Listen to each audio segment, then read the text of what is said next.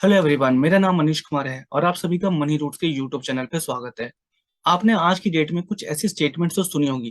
Technology is the new oil, data is the new oil. तो आपको क्या लगता है ऐसा क्यों लोग कह रहे हैं? क्योंकि आज की जनरेशन में cloud computing, artificial intelligence, robotics, blockchain, इस तरह की चीजों की डिमांड बढ़ते चले जा रही है। तो आज की इस वीडियो में हम लोग एक ऐसे म्यूचुअल फंड स्कीम पे डिस्कशन करने वाले हैं जो कि अपना ज्यादातर पैसा इंफॉर्मेशन टेक्नोलॉजी पे लगाती है। तो आगे बढ़ते हैं हम लोग एक छोटे से डिस्क्लेमर के साथ कि इस वीडियो में जितनी भी चीजें मैं आपसे शेयर करूंगा वो सिर्फ एजुकेशन पर्पस के लिए है। मेरी तरफ से कोई भी इन्वेस्टमेंट एडवाइस नहीं है। ये सारी चीजें मैं आपके सामने इसलिए रखता हूँ ताकि आप सीख समझ करके एक अच्छा म्यूचुअल फंड स्कीम चूज करें और अपने गोल्स और टारगेट को पूरा कर सके। चलिए तो वीडियो को शुरू करते हैं और इन्फॉर्मेशन लेते हैं टाटा डिजिटल इंडिया फंड के बारे में।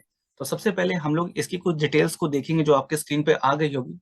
जैसे इसका एसेट अंडर मैनेजमेंट देखोगे तो लगभग 6,000 करोड़ का है। एनएवी इसका 35 रुपीज के आसपास का है और ये जो डेटा है 4 अक्टूबर 2022 तक का है।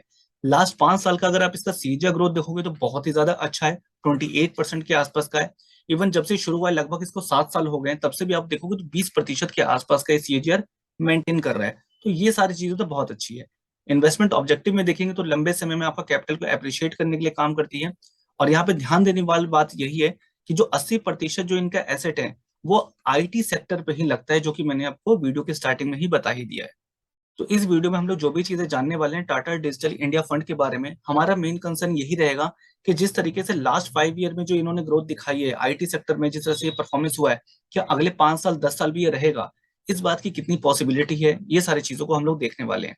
तो सबसे पहले हम देखते हैं इनके फंड मैनेजर को कि वो कौन है। वो है मेधा शेट्टी जी। इनकी डिटेल्स मैंने यहाँ पे लिख दी है, 15 सालों से ज्यादा इनका वर्क एक्सपीरियंस है। इन्होंने कुछ समय पहले इस फंड को मैनेज करना शुरू किया है। तो अब हम देख लेते हैं कि कहाँ कहाँ पे इन्होंने पैसा लगा रखा है, कौन कौन सी वो कंपनीज हैं। तो देखोगे तो ज्यादातर पैसा तो ऑब्वियस ही बात है कि आईटी सेक्टर में ही होगा। तो आईटी सेक्टर को ही हमें यहाँ पे देखें, अगर सॉफ्टवेयर कंपनीज में यहाँ पे नोटिस करोगे तो Infosys, TCS, tech Mahindra, HCL, Wipro, L&T, Mphasis, Mindtree, persistent system, Birlasoft, ये सारी कंपनियां के नाम तो आपने सुने होंगे। और अगर आप आईटी सेक्टर में काम करते हो तो इनमें से हो सकता है कि इसमें आपने जॉब भी किया हो या आपका ड्रीम भी हो। अभी इस पोर्टफोलियो से मैंने क्या यहाँ पे देखा वो चीज मैं आपको बताने वाला हूँ। आपको क्या समझ में आता है प्लीज कमेंट सेक्शन में जरूर डालना। आप देखना, इन्फोसिस में सिर्फ 25% जो पैसा है इनका वो सिर्फ एक ही कंपनी पे है, इन्फोसिस पे। इसके अलावा लगभग 14% टीसीएस पे है। तो अगर हम सिर्फ दो कंपनी को ही अगर आप देख ले तो आप देख सकते हो कि लगभग ये 40% के आसपास आ जाएगा। तो इससे हमें समझ में क्या आता है कि अगर ये इन्फोसिस और टीसीएस आगे चल करके आने वाले वक्त में अच्छा परफॉर्म करती है, अच्छा रिटर्न डिलीवर करती है, तो नो डाउट इस फंड में आपको बहुत अच्छा पैसे बनने वाला है। क्योंकि बाकी के जो है आप नोटिस करोगे ऐसा नहीं है कि इन सब में इन्वेस्टमेंट नहीं कर रखी। जैसे आप यहाँ अमेजोन का भी नाम देख सकते हो, माइक्रोसॉफ्ट का भी नाम देख सकते हो, ये अल्फाबेट है मतलब गूगल का भी नाम आप देख सकते हो। पर आप इनमें परसेंटेज आप देखोगे तो ये बहुत कम कम है, ऐसा कुछ बहुत ज्यादा नहीं है।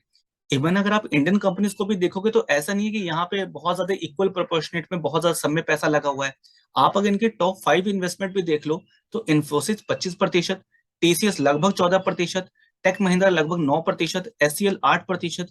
और यहाँ पे आप देखोगे तो भारती एयरटेल है टेलीकॉम सर्विसेज में, ये 7% के आसपास।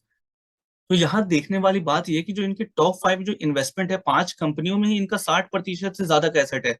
तो बाकी को तो उतना ज्यादा मैं अभी देख भी नहीं रहा हूँ। हो सकता है कि आगे चल करके कोई कंपनी का ज्यादा अच्छी परफॉर्म करने की इनको उम्मीद लगेगी तो इनमें से किसी में इन्होंने होल्डिंग्स बढ़ा लेंगे और ये इन्फोसिस, टीसीएस, या जो टॉप 4 यहाँ पे दिख रहा है इनमें होल्डिंग डिक्रीज कर देंगे। ऐसा ही करते रहते हैं, इनका यही काम है कि जहां इनको ज्यादा अपॉर्चुनिटी दिखेगी उसी हिसाब से ये लोग काम करेंगे। फंड मैनेजर को इसलिए तो पैसा मिलता है इस तरह से काम करने का।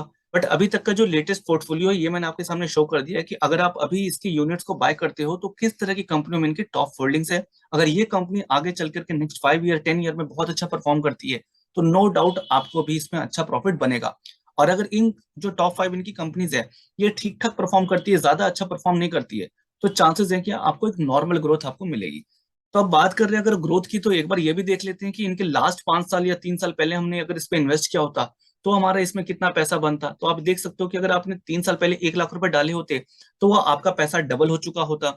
और अगर आपने 5 साल पहले डाले हुए तो लगभग आप देख सकते हो 1 लाख से बढ़ करके 3.5 लाख के आसपास बन गया है। तो ये भी आपका बहुत अच्छा रिटर्न इसमें आपको मिल रहा है, 3.5 गुना हो चुका था। ये थी वन टाइम इन्वेस्टमेंट की बात। पर आज की डेट में बहुत सारे लोग जो है वन टाइम इन्वेस्टमेंट करना पसंद ना करके पर मतलब थोड़ा थोड़ा पैसा लगाना पसंद करते हैं, मतलब एसआईपी के थ्रू, जिसे सिस्टमेटिक इन्वेस्टमेंट प्लान कहते हैं। तो अगर आपने इसमें एसआईपी के थ्रू किया होता और अगर आप 5,000 रुपए पर मंथ इसमें इन्वेस्टमेंट की होती, तो वो 1,80,000 का अमाउंट बढ़ करके अभी 2.5 लाख रुपए के आसपास आ गया होता। और अगर आपने 5,000 पर मंथ इसमें लास्ट 5 ईयर से इन्वेस्टमेंट कर रहे होते, तो वो 3 लाख रुपए बढ़ करके आपका 5.5 लाख, 5.25 लाख के आसपास इसमें पैसा बन गया होता। तो रिटर्न के मामले में बात करूं तो मुझे अभी तक तो अच्छा लगा है ये। बट एक छोटा सा कंसर्न ये रहता है कि जिस तरीके से अभी परफॉर्म हुआ है, जिस तरीके से अभी आपको रिटर्न जनरेट हुआ है, क्या ये आगे भी आपको मिलता रहेगा, इस बात की कितनी इसमें पॉसिबिलिटी है। तो उसके लिए एक बार रिस्क रेशियो देख लेते हैं। और छोटा सा एक चीज मैं आपको इस वीडियो के एंड में बताऊंगा, जो एक आईटी सेक्टर को लेकर के इन्फॉर्मेशन मैं आपसे शेयर करूंगा। मुझे लगता है कि अगर आप किसी आईटी सेक्टर में पैसा लगाना चाहते हो, तो वो इन्फॉर्मेशन आपके लिए बहुत ज्यादा वैल्यूएबल हो सकता है। बट पहले हम लोग रिस्क रेशियो को ही देख लेते हैं।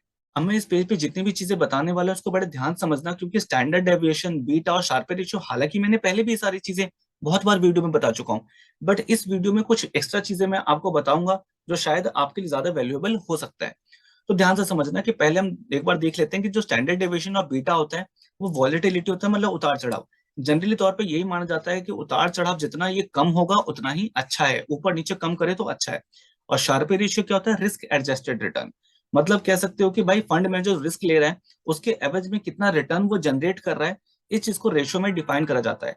तो मतलब कि शार्पर रेशियो जितना ज्यादा होगा उतना अच्छा माना जाता है, और बीटा और स्टैंडर्ड डेविएशन जितना कम होगा उतना अच्छा माना जाता है, मतलब उतना स्टेबल माना जाता है हमारे लिए। तो स्टार्ट करते हैं हम सबसे पहले स्टैंडर्ड डेविएशन से। तो आप यहाँ देखोगे जो इनका कैटेगरी एवरेज है 19.19 है। अब यहाँ पे समझने वाली बात क्या है, अभी तक मैं जितनी वीडियोस बनाता था तो या तो लार्ज कैप पे हो गया, मिड कैप पे हो गया, या स्मॉल कैप पे हो गया, फ्लेक्सी कैप हो गया। तो वहां पे क्या जो कैटेगरी एवरेज कैसे लिखा होता था कि लार्ज कैप में लगा रहे तो सारे लार्ज कैप कंपनी का जो एवरेज है वो, मिड कैप में लगा रहे हो तो मिड कैप का। अब कैटेगरी एवरेज में यहाँ पे समझने वाली बात क्या है कि ये सेक्टोरियल फंड का है, ये थीमेटिक फंड का ही एवरेज है। अब यहाँ पे ऐसा नहीं कि सारा का सारा पैसा सिर्फ टेक्नोलॉजी सेक्टर पे लगता है, यहाँ कंजम्पशन पे भी लगता है, इंफ्रास्ट्रक्चर पे भी लगता है।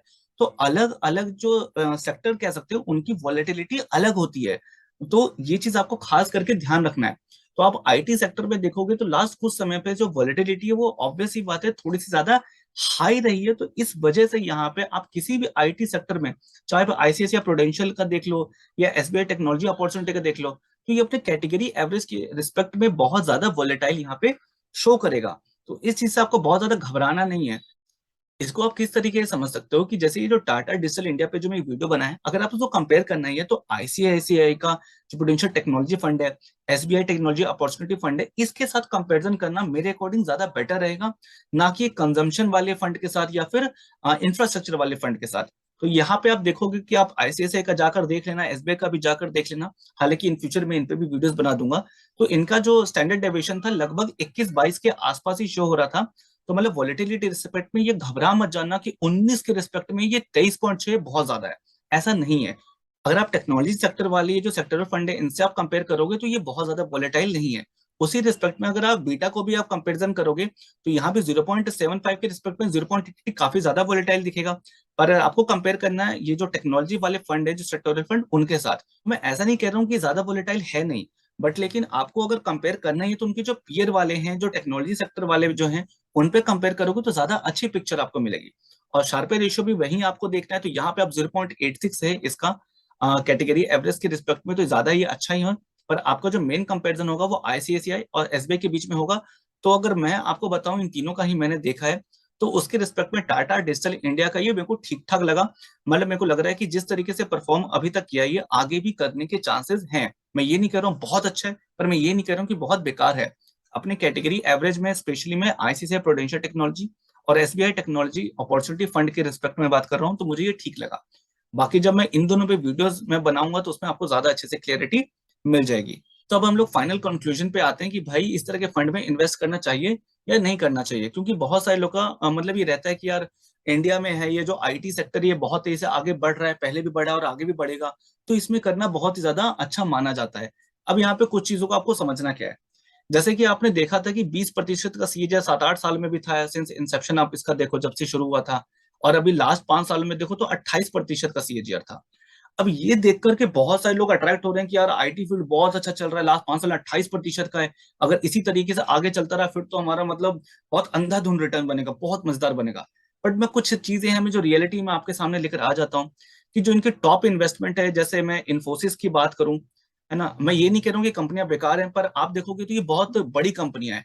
तो इनमें अभी से भी लेकर के देखा जाए, जो टॉप 5 ही कंपनीज को देख लूं मैं, तो अभी से लेकर जाए तो करीब करीब मेरे अकॉर्डिंग इसमें अगर 16 से 17% का अगर सीएजीआर अगले 10 साल के लिए एवरेज में लेके चल रहा हूँ, अगले 10 साल का अगर ये मेंटेन करती है तो मैं सेटिस्फाइड रहूंगा। ऐसा नहीं कह रहा हूं मैं कि जो टॉप 5 इनकी इन्वेस्टमेंट है इसमें आपको 25% का मिल नहीं सकता है आपको सीएजीआर, पर मुझे उम्मीद थोड़ी सी कम लग रही है। पर हो सकता है कि अभी इन्होंने पैसा इन सब बड़ी बड़ी कंपनियों में इसलिए लगा रखा है क्योंकि अभी मार्केट जो बहुत ज्यादा ऊपर और की थी, बहुत ज्यादा अनसर्टेनिटी है माहौल में कि पता नहीं मार्केट गिर ना जाए, इस वक्त पे लार्ज कैप कंपनी में लगाना मेरे अकॉर्डिंग ठीक है।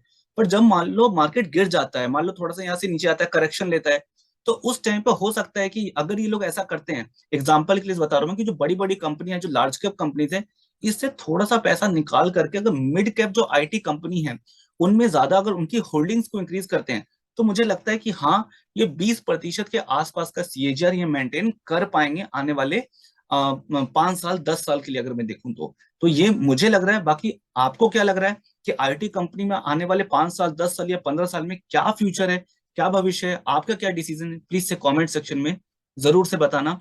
तो मैं आशा करता हूँ कि जो सेक्टोरियल फंड पे जो मैंने ये पहली वीडियो बनाई है आपको ये अच्छी लगी होगी। तो अगर अच्छी लगी तो प्लीज से लाइक करके आप मुझे सपोर्ट कर सकते हो। और अगर आप डायरेक्ट स्टॉक मार्केट में पैसा लगाना चाहते हो, इन्वेस्ट करना चाहते हो, तो जाहिर सी बात है आपके डीमेट अकाउंट की जरूरत होगी। तो आप सैमको में डीमेट अकाउंट खुलवा सकते हो। फ्रेशर के लिए पर्सनली मुझे ये बहुत अच्छा लगता है। आज के लिए हम लोग चलते हैं, अगली वीडियो में मिलेंगे। Bye bye, Tata.